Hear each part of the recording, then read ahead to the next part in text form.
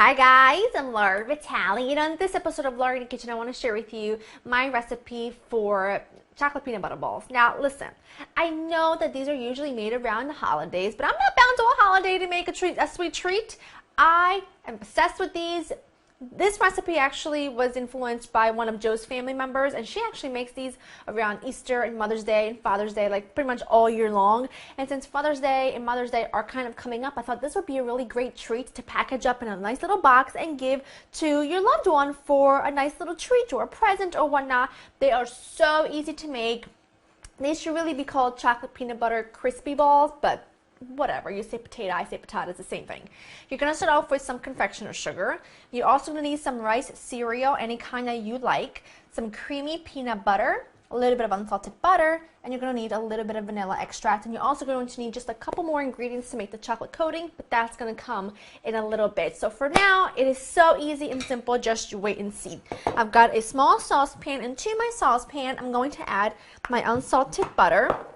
And I'm just going to melt this over about medium heat, and then we'll add our next ingredient. Okay, this is about where I want it. I'm going to add the vanilla, and now I'm going to just turn that off, and I'm going to add my peanut butter. I sprayed my little bowl with some nonstick spray so that it kind of pops out really easily. And now I'm just going to take my time and mix in the peanut butter and the butter until everything is nice and creamy and smooth. You might have to turn this back on medium heat in order for it to melt a little bit quicker, but just take your time and be patient. I should have used a much bigger scale, much bigger saucepan, but what can I say? Can't think right sometimes. Okay, how fabulous is that looking? I like to take a bath in there, so if any of you want to go and buy a few, I don't know, 1,000 things of peanut butter and fill the bathtub for me, I'd appreciate it. Okay, so this is done, and now it's just a question of putting everything together. It's really easy. You've got your rice cereal, your confectioner sugar, and I'm going to pour this lusciousness all over the top. Now I do want to say one thing. You can adjust the amount of confectioner sugar that is in this recipe. You can adjust it to however much you like. Now some people like to put like a pound of sugar in here. I, on the other hand, like a modest amount, not too much, but yet not too little. I think this is a perfect amount, but if you make this recipe and you give it a taste along the way, and you just find that it needs a little more sugar, then by all means, just add a little bit more sugar. Now, what you need to do, because you'll think to yourself, it's never going to come together, it's never going to hold, but it will. What you need to do is just be patient and mix this with your spatula until every piece of every little bit of powdered sugar is no longer visible. You want it to be really incorporated. You want that Rice Krispie, that rice cereal and the powdered sugar to be well coated in that buttery mixture. So just take your time and give it a good mix. Get that upper body workout that you forgot to do this morning. Get it done now. This is what you are looking for. Okay, so now what I have here is I just filled my bowl with a little bit of water, and I also have a baking sheet with some parchment paper that I've sprayed with nonstick spray. And I've got my little handy dandy little ice cream scoop that's about a teaspoon size. And what you're going to do is you're going to just form them for now, and then we'll give these all a roll once you have formed them, because you could do this just with your hands, but I always find that they kind of vary in size. So form them, and then we'll roll them, and we'll get them chilling.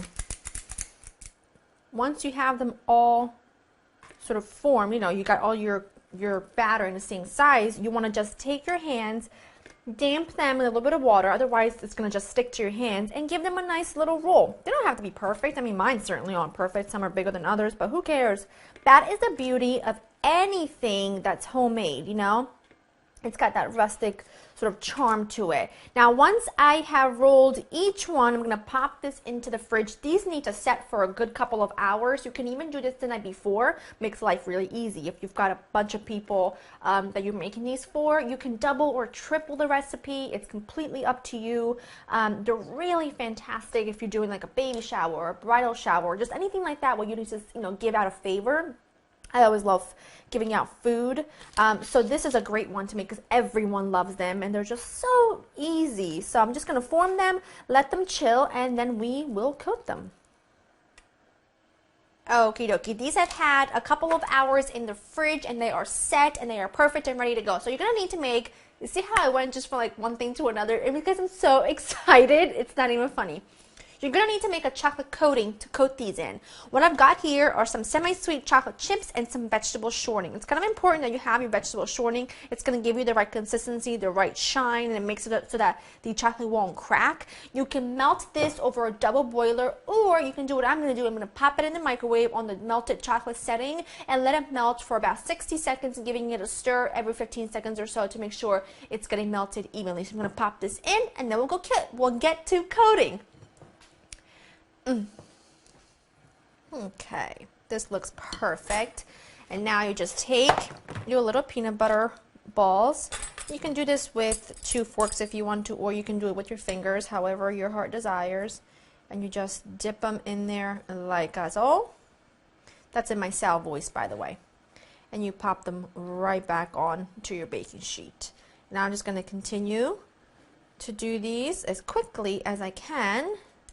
And then I'm going to let them set, and then we'll be ready to enjoy them. I pop these in the fridge only for about 15 minutes so that they set, and don't worry if they don't look all perfect, because look, when you pick them up and you just sort of clean around the edges, you're good to go. Listen, this ain't no Laura in a chocolate factory. This is Laura in the kitchen, so my food will look like it's been made in this kitchen. No factory here, but it's really easy and really simple. See, like that, and then this can be the cook's treat, and then they look like beautiful little truffles of love.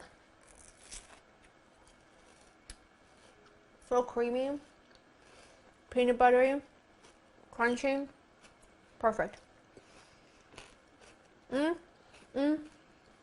That is, I don't even, you have to make these.